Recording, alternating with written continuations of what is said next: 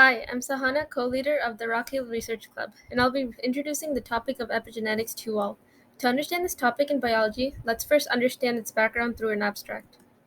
Humans have long known about the double helix structure inside every one of our millions of cells that shapes our personality, our beliefs, appearance, and much more. So far, this structure has been thought to be set in stone, with beliefs that we cannot change who we are genetically. However, epigenetics brings the idea that our environment can shape who we are genetically, contradicting our held beliefs. The theory that we could tinker with DNA and produce different, interesting results to possibly cure life threatening diseases and make life a whole lot easier has brought on many endeavors to complete this physically in a digital world.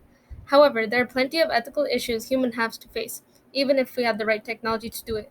This presentation on epigenetics will help people understand the ethicality that comes with decisions made in science, as well as introduce new topics that change the face of research and future endeavors.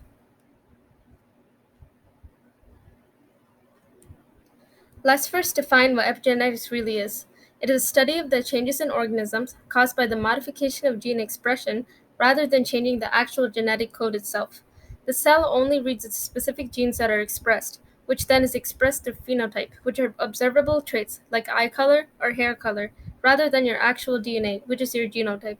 An easy example of this is through the development of stem cells, which are cells with the potential to develop into many different types of cells in the body. Let's say there are two stem cells. Both of these stem cells have the same DNA. However, stem cell 1 develops into an ear cell, while stem cell 2 develops into a lip cell. Why does this happen? It's because different genes are being expressed, which then changes the physical and observable traits that we see. Therefore, it is not that the DNA is being changed that causes two similar cells to become two different things. It is through what specific genes are being turned off or on that determines what happens physically. Overall, epigenetics basically decides how much or whether genes are expressed in your body. Now let's talk about why these epigenetics changes happen and what are some impacts. There are many causes of epigenetic changes, biologically and environmentally. Biologically, methyl groups in the body, which are basically one carbon atom bonded to three hydrogen atoms represented chemically by the formula CH3. These methyl groups play a role in DNA methylation, a process in which methyl groups are added to a DNA molecule. When this happens, the methyl group does not necessarily change the DNA sequence itself, but rather acts to suppress gene transcription, the first step in gene expression, in which an RNA polymerase molecule uses a DNA template to create an RNA strand. Because the methyl groups causes nucleosomes to pack tightly together, genes cannot be accessed and therefore will not be expressed. Histones is also a factor in gene expression and epigenetic changes. If DNA is more tightly wound around them, genes are expressed less as it is harder to access. If it's more loosely wound, they are expressed more because there's more accessibility.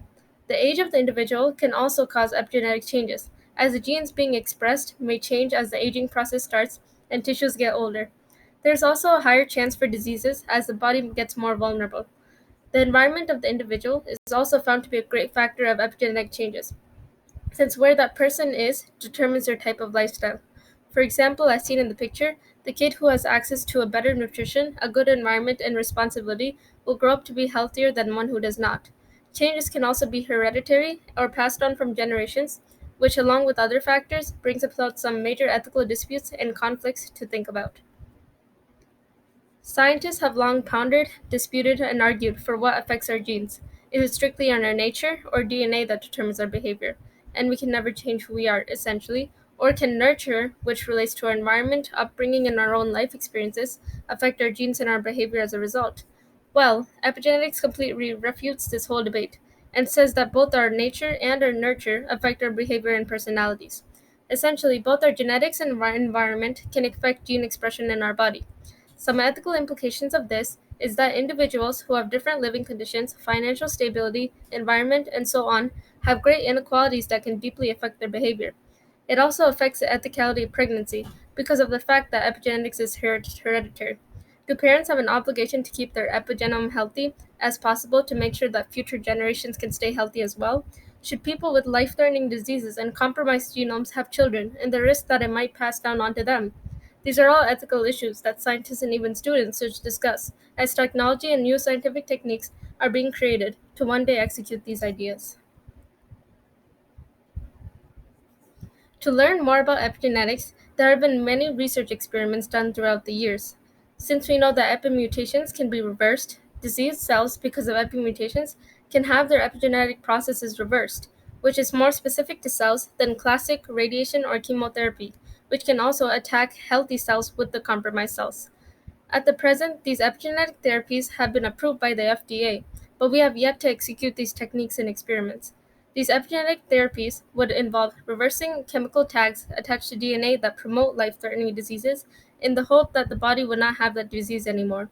These research have also been done in the past, specifically in northern Sweden in the 1900s, in which nutrition analysis noticed that older generations who suddenly had experienced an overwhelming high food supply after a famine became obese and died earlier than the generations in famine.